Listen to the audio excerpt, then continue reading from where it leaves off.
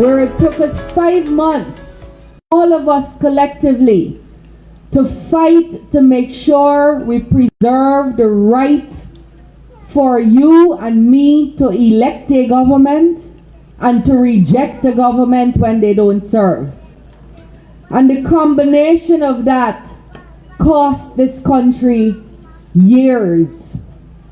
So for whatever we talk to you about, whatever you see and experience, if you throw your mind back, you'll see that it's in the last 3.5 years really that all these bits of development in every sector, education, health, agriculture, water, infrastructure, that's where we started getting development.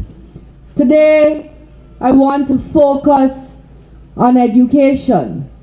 What is it the PPP said they would do when we came to you in 2020 and 2019 when we were in opposition? We told you we wanted to increase access across levels. In other words, to make sure every single child could go to a nursery school, a primary school, and a secondary school, and then go on to the University of Guyana for free. That's what we told you.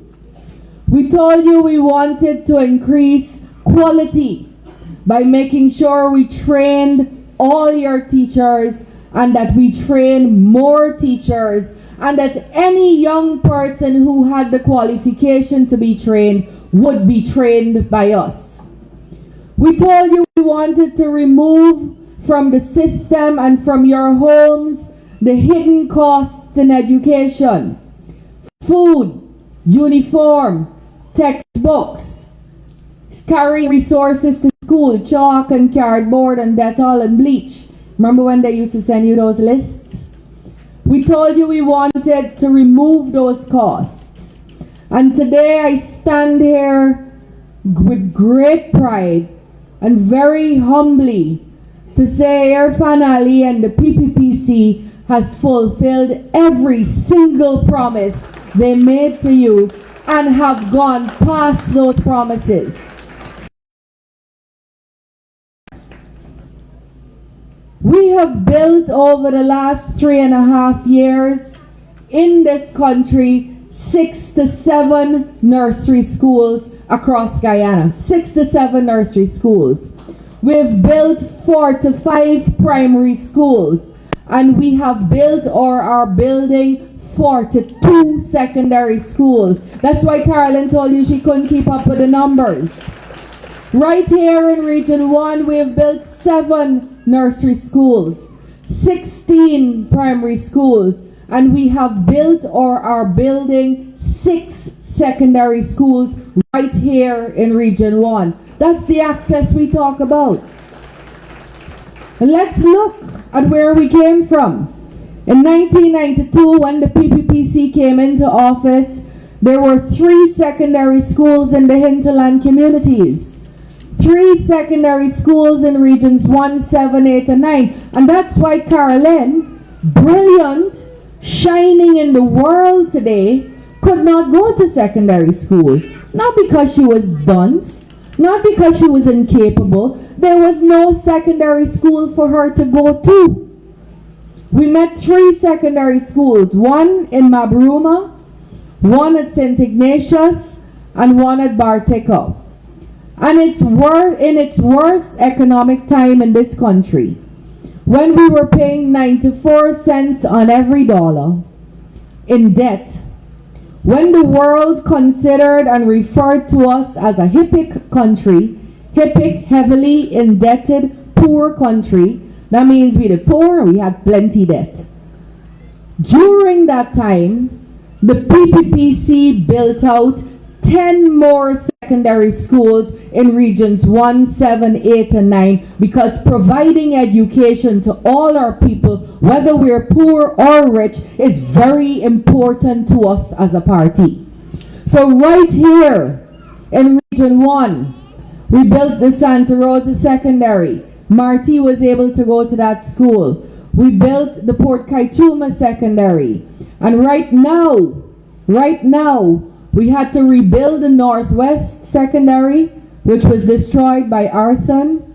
We are building Hosororo Secondary, which looks like a university campus. We're building Kwabana Secondary, which looks like a university campus. We're building Matthews Ridge, and today President Ali is commissioning the Waramuri Secondary, and by November of this year, we will begin construction in Manawaran for the Manawaran Secondary School. Universal access. Universal means all over. All over in Region 1, children will be able to go to a secondary school and get a solid secondary education. But we don't only want you sitting in schools, and you'll get to see what this school looks like just now, and it's going to blow your mind, because it looks like exactly what you've seen us building in Georgetown, us building on the coast. We said we wanted to improve access. And in the last 3.5 years, we have trained or are training more than 9,000 teachers across this country. 9,000 teachers. And in any other 3-year period in the history of Guyana, we have only ever been able to train 1,500 teachers. We're not only training more teachers, we had 7,000 teachers when we came into office. In 2020, just over 7,000. We now have just under 15,000 teachers in 2025. So we have more teachers, and we have better trained and more trained teachers, which will bring in a higher quality education for your children. And so recently, I heard the education shadow for the APNU AFC saying, and she posted it proudly, saying that don't worry with them teachers they're training, they ain't ready yet. Essentially, she happens also to be the union's president. Nowhere else in the world would a president of a teachers union not welcome and celebrate the training of teachers wherever they can be found. We are happy to say that training has allowed us to move hinterland teachers from 43% trained teachers to 86% trained teachers, and we intend that to be 100% trained teachers before 2027. We've been able to move the coastland, where we've been stagnant for the last 15 years at 63, 64, 65% trained teachers, to now 2025 it being 98% of our teachers trained or in training. And so that's what our expansion of quality is doing. Now, what are we doing? Your young teachers here, and I met you all this morning. You could stay in your village, spend 2 years online connected to fast speed internet from your village provided by the government, and get training from the country's only training college, the Cyril Potter College of Education. How could that not be celebrated? And then 2 years after that, well, within 2 years, you can then go to the University of Guyana, whose education program is wholly online, and become a trained graduate in 4 years. Now, what does that do? When you get trained, it places a better quality teacher in front of your children's classroom. So each child benefits from that in this village and every other village. I was in Kariako and Kokret and Warapoka last week. Those are your distant villages in this sub-district. And there are teachers in all of those villages training right in their village.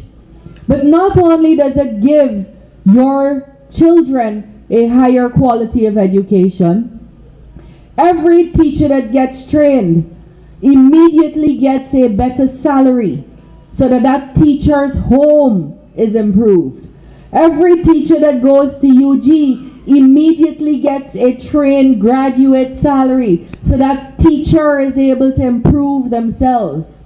And so when we speak about bringing opportunity and making sure you are equal. We bring it and we manifest it by action. And that is how we show you we love you. Sometimes Colin is a man, and sometimes these men don't like to say a lot, I love you. Are you one of those? He says, I love you. He said, the president says he says it too much. But we love you. And when we say we love you, you must feel that. You must see your children doing better. You must feel it in your pockets. You must see them being able to dream and do whatever they want to do. When we came into office in 2020, not 1920, 2020, there were 2,500 children in Region 1. 2,500 children in Region 1 who could not be placed in a secondary school, who had to go to a primary top or had to stay home or go in the back dam. 2,500 of your children, our young people. Before the end of 2026, every single child will be able to go to a discrete secondary school close to their homes. And then we said we wanted to remove the hidden costs. So we brought back the Because We Care cash grant. And I'm seeing a lot of young faces with a lot of small children. You would only notice if you had children in school in 2014. In 2014, we were giving the Because We Care cash grant at $10,000. And we said we would increase that until it became $50,000. You remember that? And everybody got their $10,000. And then the other people came in, the AP and UAFC, and they said to you that they couldn't afford it. They couldn't afford to give your children that $10,000. At the time, it was costing us $1.6 billion. What went up in their budget by $1.6 billion is dietary in government. So they couldn't invest in your children, but they invested in their bellies. They prioritized eating over and above giving you money to look after your children. In other words, they eat out your children food. They eat out your children grant. And they told you they would give you 5 Bs. You remember? Buses and bicycles and boats and boots and breakfast. Did your children get bicycles? Did your children come to school in buses? Did they get boots? Did they get breakfast? I'm not talking about Jack Dale's hot meal program. I'm talking about a new breakfast program we started last year. They didn't get that, and you didn't get boots. So they took away the Because We Care cash grant and they gave you nothing. We came back into government, we restored that grant, and in May of this year, each and every child going to school got $55,000. And that will continue to grow. That will continue to rise. We said we wanted to make sure your children got all the textbooks. So in 2020, 2019, 2018, and years going by, the children who performed well at NGSA were the private school children in Georgetown. The ones whose parents could jump on a plane and go to Trinidad and buy textbooks, or who could use a credit card and buy it online. That removed all of us from being able to access those textbooks. We bought for each and every child across this country, whether you were on a riverbank or a hilltop or a valley or a mountaintop, all textbooks the private schools were using, and we brought it for each and every child everywhere in Guyana. So much so that in 2020, 12% of the hinterland's children had passed NGSA. By 2025, 30% of your children passed NGSA. In the last NGSA, it's worth a clap. The top 10 children, the top 10 marks went to 17 children because a lot of them tied. Of those top 10 marks, of those 17 children, 9 were from private schools and 8 were from public schools, because we're now equalizing the system. We're now equalizing the system. And we're going to announce CXC results on Friday. And we have given every single child across this country a scientific calculator in 4th and 5th form. Geometry sets, past papers organized by topics, graph books, textbooks. And I'm telling you that when we announce the results on Friday, we are most likely going to see an improvement in our results, while we wait on the Caribbean Examinations Council, who says they're going to do an intervention from 2026. President Ali and the PPPC government did not wait. We intervened last year when we saw that the Caribbean was sliding in mathematics. Those are things we said we would do, and we've done them. But then as President Ali was walking around and visiting you, something he's known for, you complained about the long lists you would get every school year. You remember the list? Every child has to bring Dettol, what else? Soap, toilet paper, chalk, cardboard. And so that had to come from your pocket.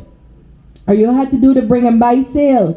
And to take shame out your eyes, whether you had it or not, you made sure you found it for your children. Not so? Because your children are important to you. We have now instituted the Teacher Resources Grant, where we give every single teacher money every single term to make sure they can buy those resources for their classroom, so you no longer have to send them. And when we talk about equity and equality, on the coastland we give each teacher $4,500 per child, but in the hinterland we give each teacher $5,500 per child, because we know things are a little bit more expensive here, and that is not a promise we made. When the president was walking around, you said, sir, that paying this CXC thing is limiting what my children can do, and it's hard for us. And in this year, around March, he said, okay, from now on, we're going to pay for up to 8 CXC subjects. And that was not a promise he made.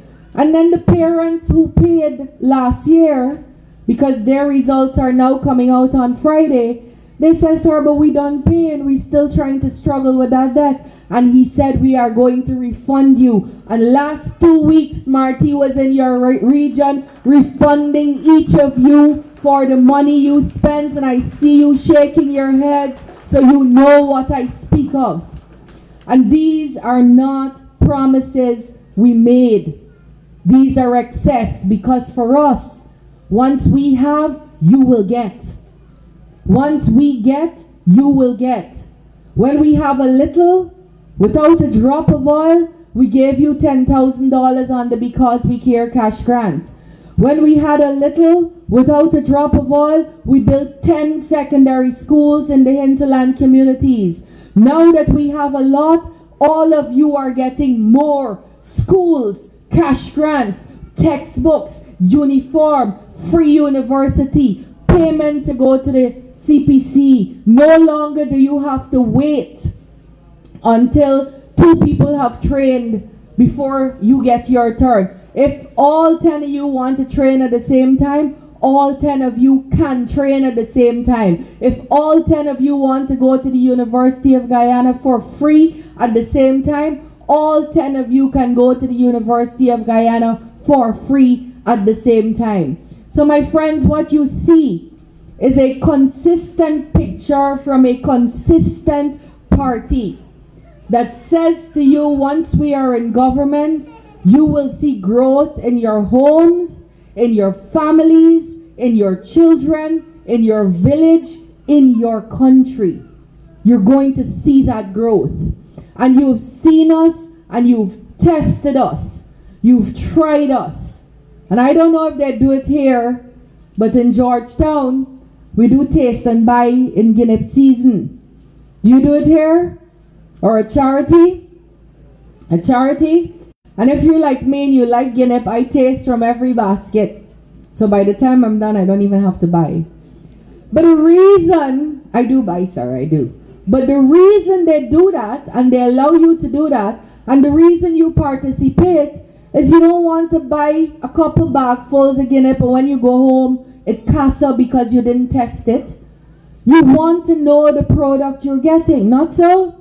So you taste it, and you buy the sweetest, juiciest, most pleasant set. Isn't that so?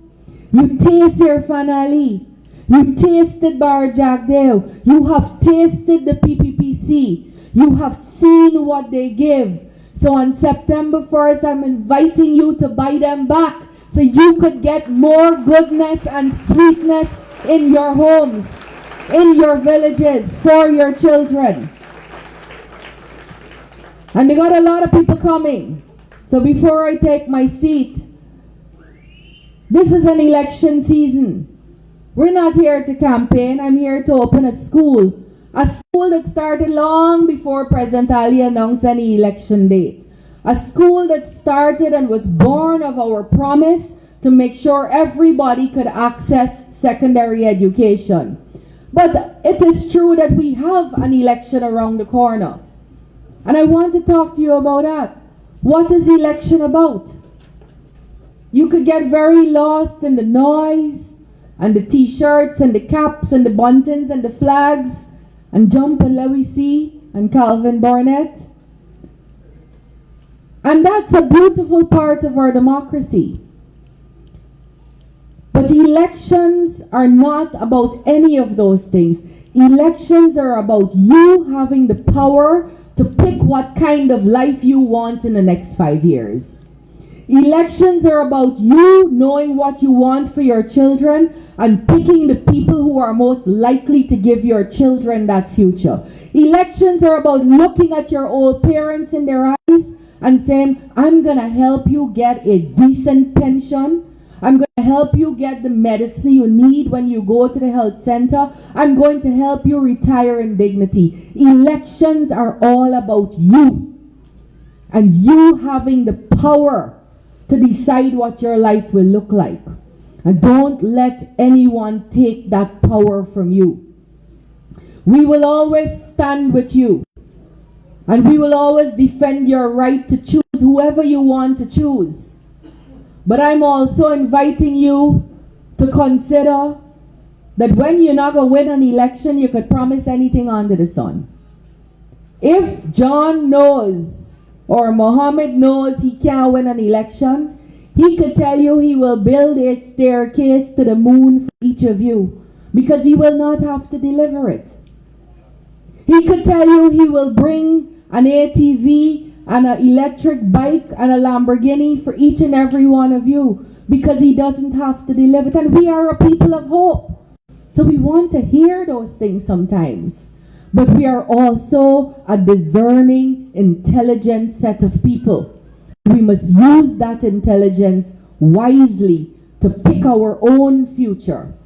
And so I'm going to leave you with a story. Did you remember the story Snow White and the Seven Dwarfs?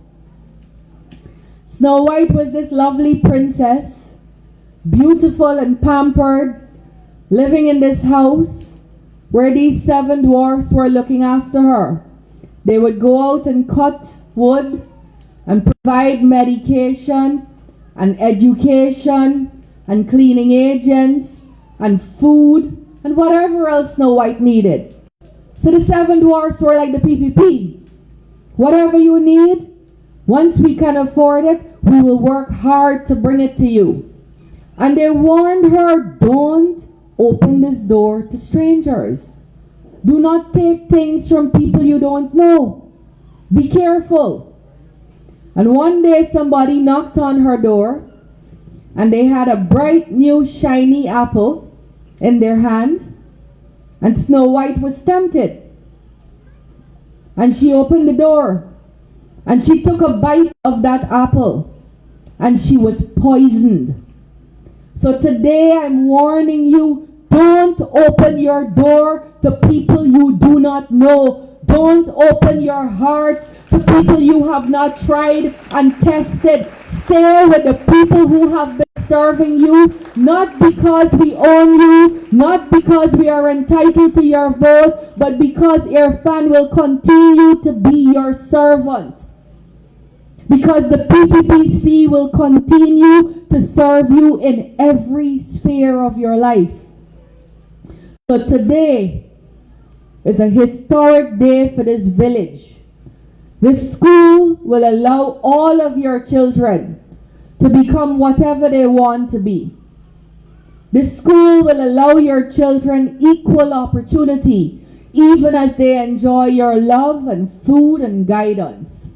But today is the day you should strengthen your resolve that nothing will come between you and the progress you have seen. And today I am asking you to give Irfaan a mandate one more time to make sure he can continue to be your servant. He can continue to bring goodness to you. Do not be tempted by the fancy promises you're hearing, because they will not be fulfilled. And September 2nd, if you are tempted, you will be left poisoned. On September 2nd, I want you to get up as a village and celebrate the victory of September 1st. I want you to cook. I want you to go and have your little tooks. I want you to dance. And on September 3rd, we are going back to work with the People's Progressive Party, Civic, and Irfaan Ali as our president. I thank you, God bless you, and God bless your village and our beautiful country, Guyana.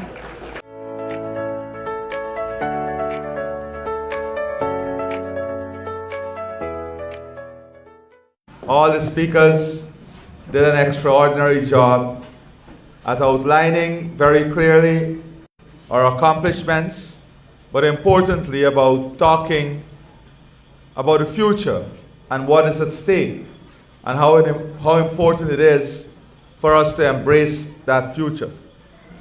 I want to start today by congratulating Minister Manichan and the Ministry of Education for yet an extraordinary accomplishment by the ministry and by extension the government of Guyana. Please put your hands together. When Minister Manichan and the ministry was planning this event, she didn't tell me that it was her birthday, but I think that this is an amazing way to spend your birthday with in-service to the people, especially here in such a beautiful community at Waramuri, where we're together in love, unity, and harmony. And that is what we want for this country. Waramuri is a fantastic community. Waramuri has tremendous potential. And I want to talk to you about some of that potential in a bit. But before I do, I want to also welcome Carlin. For the last couple of years, I've been received by her in her business attire at the United Nations, but I must say she looked very, very happy back here at home with the people she loved the most here in the community.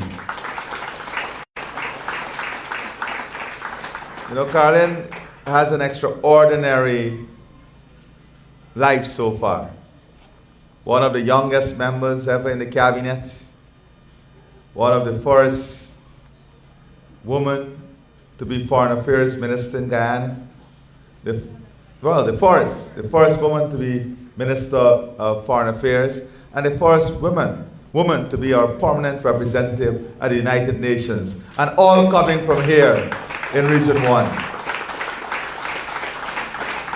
And I'm very happy that she told the brief story of how she got here, the challenges she overcame, and the type of sacrifices she made.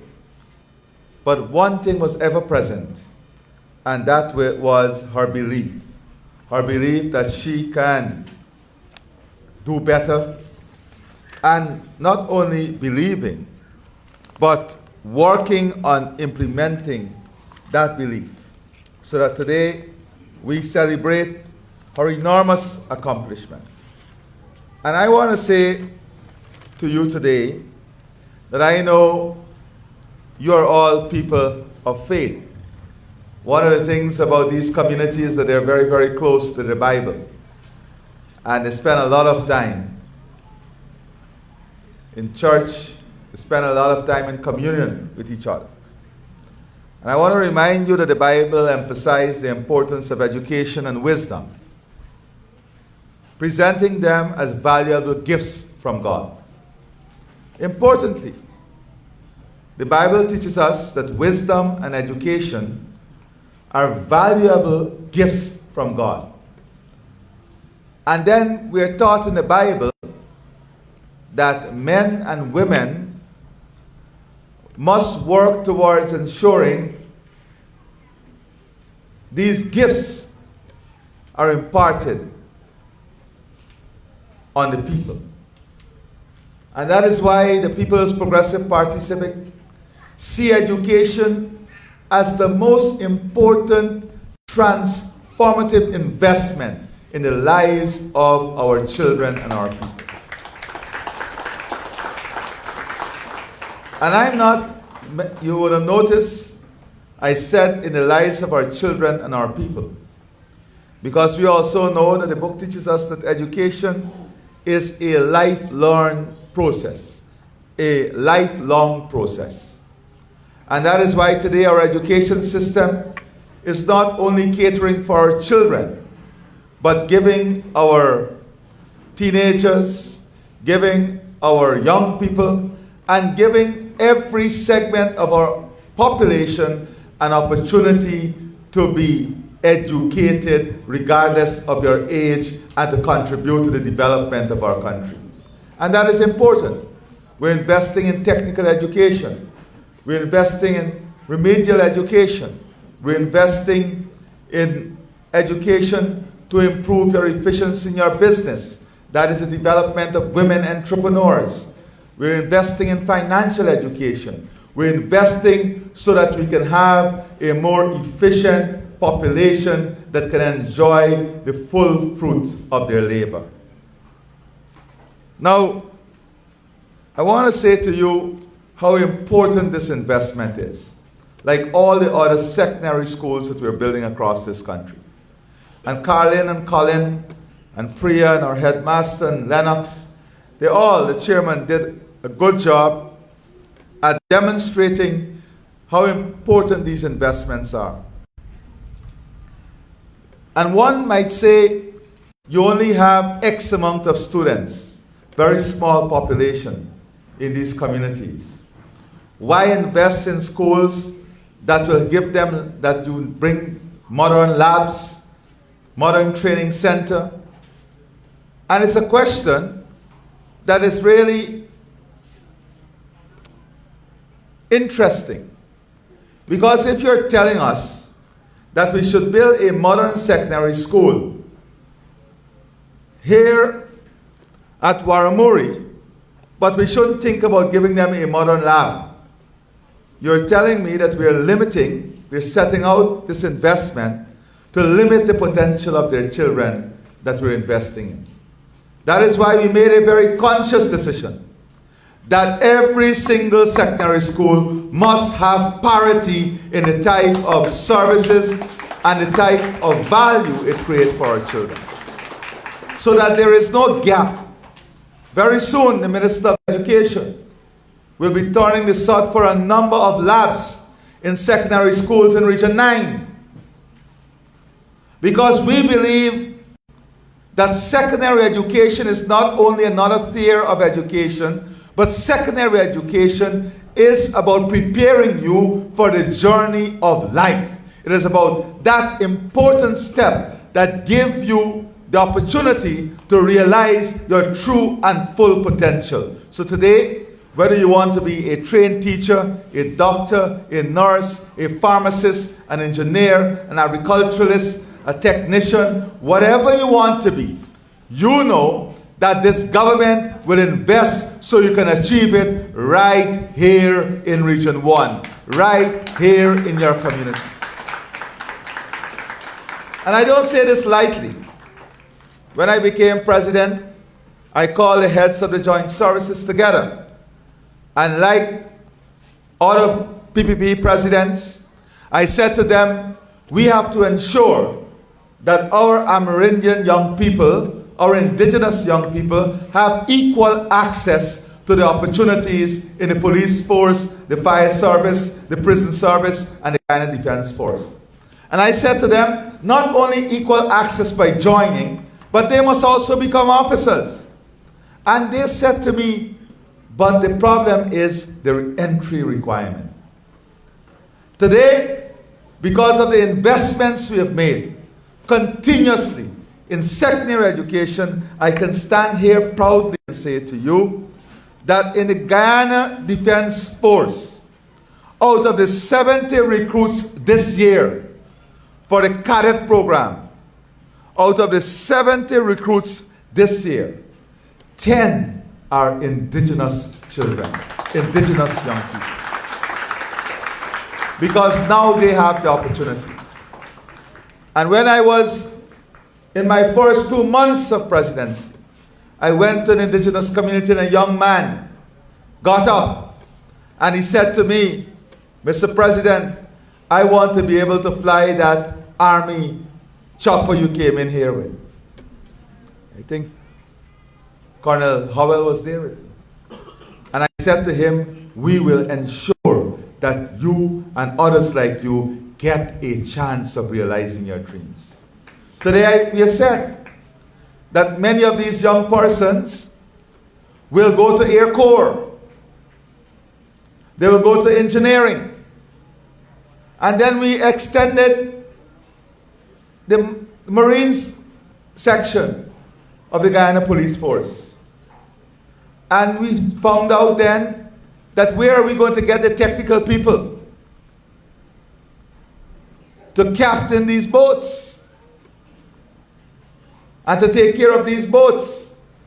Deputy Commissioner Budram, who is here, will tell you. We then said, let's come to Region 1.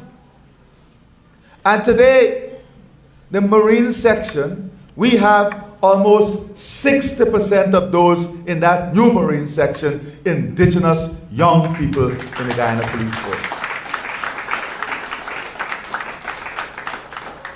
And let's go a step further.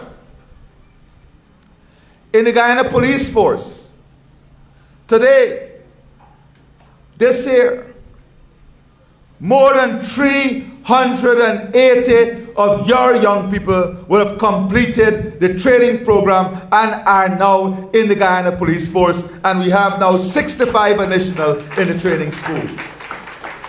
Just walk around any station, go to any area, you will see our young Amerindians in their uniform.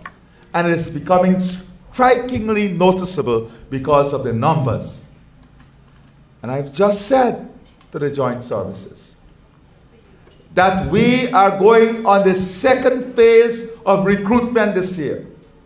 And I want them to work with the Ministry of Education and to do a career drive focusing specifically on our young people coming out of the hinterland so we can take them into this program. And let me say this to you. A police coming out now as a constable, their starting salary is more than a starting clerk in the banking system.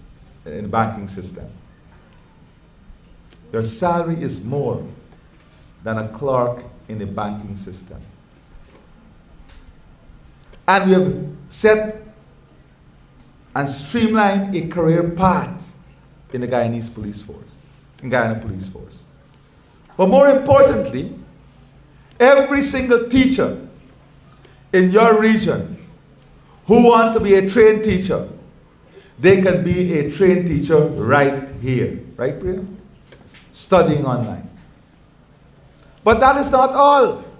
We pay you more when you become a trained teacher. And furthermore, you can now be a trained graduate studying right here in your region. And we pay you more. in October of this year, the Minister of Education is tasked with organizing a teachers' convention for hinterland teachers specifically. And that convention is focused, as we have had the first one at State House, and we promise that we will have a second such meeting after an evaluation of the improvements we brought in benefits and salaries. We knew there were some outstanding issues, including the accommodation, the hinterland allowance, and the living allowance. And we promise that before the end of this year, then, that we will have that convention. And that convention is scheduled for October. So we want to work specifically with our hinterland teachers on this next phase of upliftment. And the minister raised with me a very important point. That is, now we have a number of our indigenous brothers and sisters who are acting head teachers. But because of the present system, the appointment, when it's time for the appointment through the commission, teachers from outside of the region, from Georgetown, will come and take up those appointments because of the current system. And I said to her, we must address that system and find a mechanism through which those acting teachers can be appointed in their community and in their region. Just as we're doing for the doctors, the medics, the nurses. We must do that. Just as we're doing for the Guyana Police Force. But none of these things could have been possible without the investment in education. None of these things would have been possible without the investment in primary education to get more of our children now to go on to secondary education. Not more. Building out the infrastructure to ensure that all our children move on to secondary education. And if during the course of secondary education we see those children are more technically inclined, then the system will automatically direct them to pursue their dreams in those technical areas. And that is why we have what? The practical instruction centers and the small technical skills development centers that are being built as attachment to secondary schools now. Because they're important to ensure that the dropout rate not reduces, but is eliminated. And we have what we call a pathway to lifelong education and lifelong development. And that is what we're building. A holistic pathway to lifelong learning and lifelong education. And that is the difference. When prayers speak about us not making fanciful promises, that is the difference. A very clear strategy and a vision as to how we want education to be integrated in the economy and education to be integrated in a lifelong journey. So, come back to the good book, Proverbs 22:6, and I quote. It states, children off on the way, we should send children off on the way they should go. And even when they are old, they will not turn from it. What does that mean? Education is that important investment that instill life values, lessons, ethics, that instill positivity in our children, so that as they go through the journey of life, even in their olden days, they will not turn from what was instilled in them. And that is why we have come to the conclusion, as the world is changing, and Caroline has been doing an outstanding, every single global leader that I have a meeting with always refer to Caroline and her work at the United Nations. And that work is not only her personal commitment. That work is as a result of the value system we pursue in the global environment as a country. And that value system is highly respected. That value system is celebrated. But with such a fast-paced changing world, we can easily lose that value system.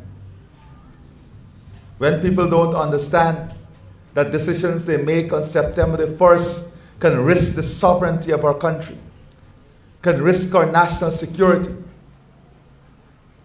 Already, many of them lost their accounts. When people can't understand this, the risk you put your community at, it tells you something needs to be done with our value system. And that is why we have said that moving forward as this new term opens, every Friday, half day must be dedicated to physical education and civic education.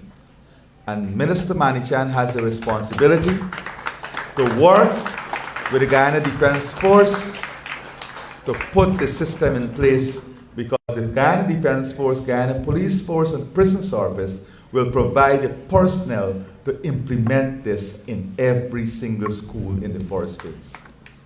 And then let me tell you another important thing for you here.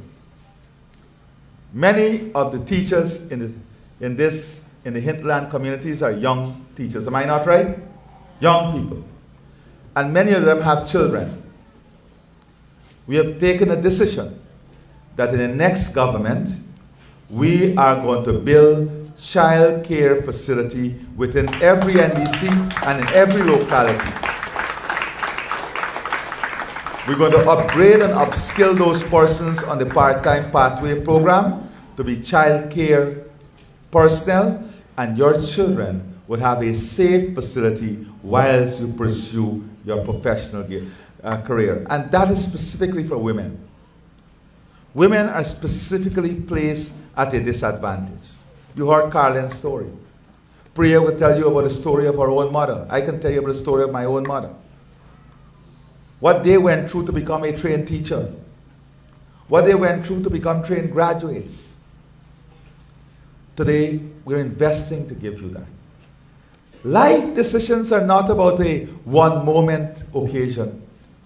Somebody come and give you this today in exchange for this. No. When you make a decision on September the 1st, it's a decision that can impact the rest of your life. We learned in 2015.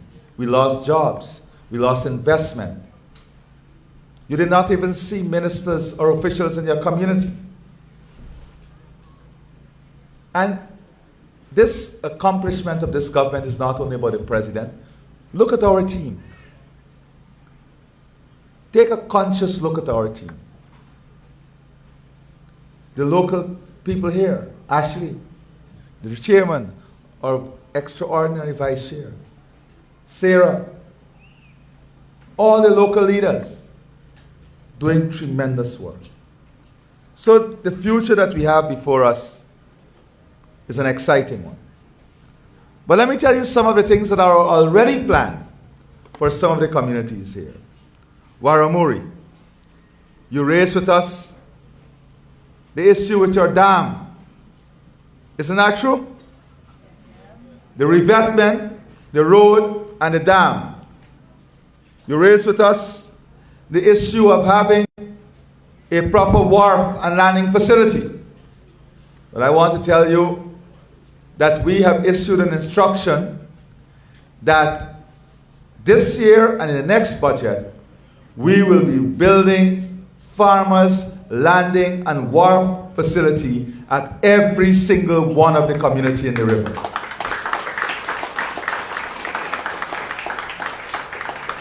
I have issued an instruction for the revetment and the dam to be designed so that work can commence on this important project for you before the end of the year. The extension of your electricity hours and your electricity network requires not only investment in the transmission, but you require a new generator from the assessment. I can assure you that your government will deliver this additional investment before the end of the year, with also the extension of hours and the extension of service.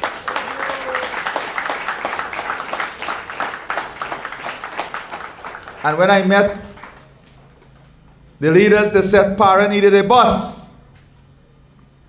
And we've already procured that bus. And long before the end of September, that bus will come to Para to help you move your school children to school. The extension of water, electricity, and a dam, building of dam in Para. Those were issues the local leaders raised with me too. And I assure you that we're going to make the investment in all of these areas, including, as I said, the wharf and waterfront development. These communities, Waramuri, well, Para is about the bus, Manawarin, and Haimacabra. These three communities, the local leaders said, require ask for boat and engine for the school children. Right, Colin? I've asked the regional chairman to talk to the local boat builders right here in Region 1 to build those boats for these three communities, because we are going to give you those boats and the engine. But not only a boat with a shed, proper boat for the children of your communities. Those are decisions already taken. And I hope that in the coming week, they will start the construction of those boats. And I'm told by Chairman that it will take about 8 weeks, 8 weeks to complete those boats. Manawarin, you are getting your new secondary school.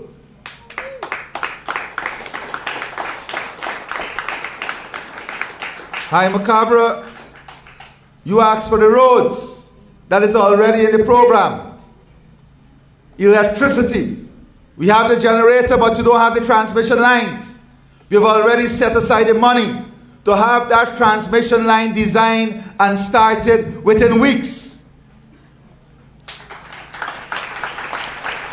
Your water facility.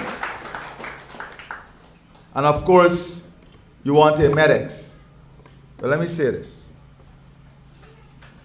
We want you to give us the names of all your children with a basic qualification to be nurses.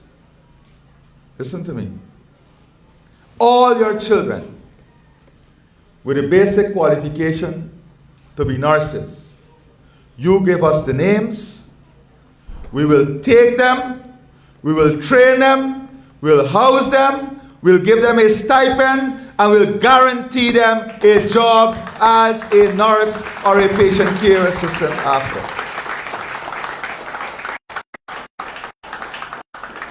So in the course of September, that program, second intake for this year, will commence. We want all your young children who want to do this. All your young children who want to join the Guyana Defense Force. Once they have, not at the officers level now, those who have a some secondary education and want to become soldiers, give us the names, we will put them in the system. That is what we will do for you. And you know, from the day a soldier is recruited, that is the first day when they go to training. What's the stipend now? More than 100,000.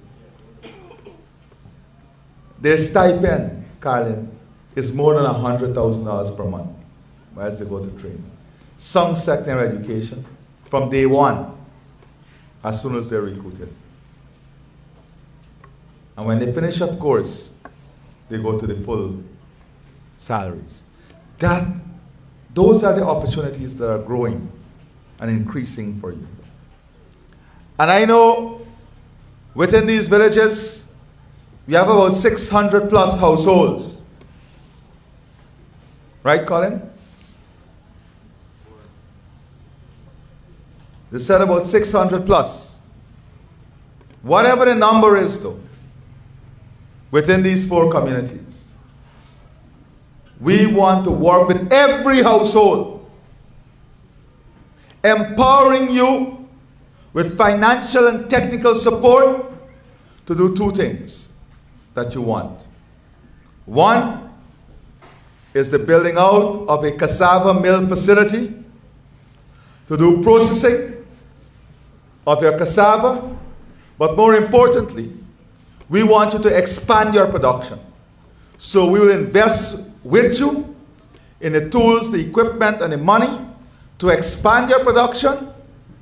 We're going to take it, build a facility to process it, get the casrib and the flour and everything out of it, but more importantly, we don't want you to go and sell it.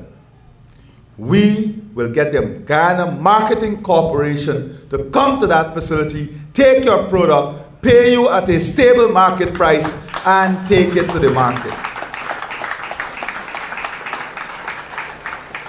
The second thing is crab meat. All of these hotels that are being constructed, they import crab meat in this country. When you go to town, they make crab cakes. And the crab meat has a higher value. If we can produce enough crab meat, then we can ensure the supermarkets in Georgetown carry our local crab meat. But what do we have to do? We have to expand production. We are already talking with a team from Indonesia. To come here and work with our farmers to do cage crab farming. So we don't need to wait on the season alone. We can do it year round. Get the crab, take it to the processing facility so you get higher prices and we create more opportunities for the local economy. It's not only about better pensions and grants. We're going to ensure our pensioners not only get pension, but that they have transportation grants. That our children are supported in transportation. But it's also about creating economic opportunity for empowerment. And that is what we're about. So today, we have heard a lot. And I just wanted to say to you that this building is what lays the foundation. And Priya, I think the primary school is also slated to be fully rehabilitated in your village, your primary school. So this building is not only a secondary school, it's the staging ground for the rest of your life. It is the foundation for the rest of your life. It is that door that opens significant opportunities ahead of you. And who created that door? The People's Progressive Party Civic. Who invested in that door? The People's Progressive Party Civic. Who believed in you? It is the People's Progressive Party Civic. For 75 years, this party stood with you. In the good times, in the bad times, in the sunny weather, in the rainy weather. Not 3 months. Not when we were placed in a jam and needed the people as our shield. This party stood with you for 75 years, and you can be assured of one thing. We will continue to stand with you and by you.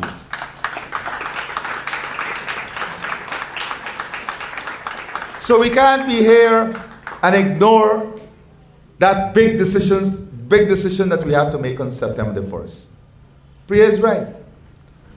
It would be irresponsible of us to ignore that. And I'm sure that if you let your conscience guide you, that decision can only be your support for the continuity of development with the People's Progressive Party Civic. And how do you do that? By walking into that polling station, taking that ballot, looking at the top of that ballot for the cup and putting your X in the box next to the cup, securing the government. And then at the bottom of the ballot paper, again, look for the cup, put your X in the box next to the cup, and secure your region.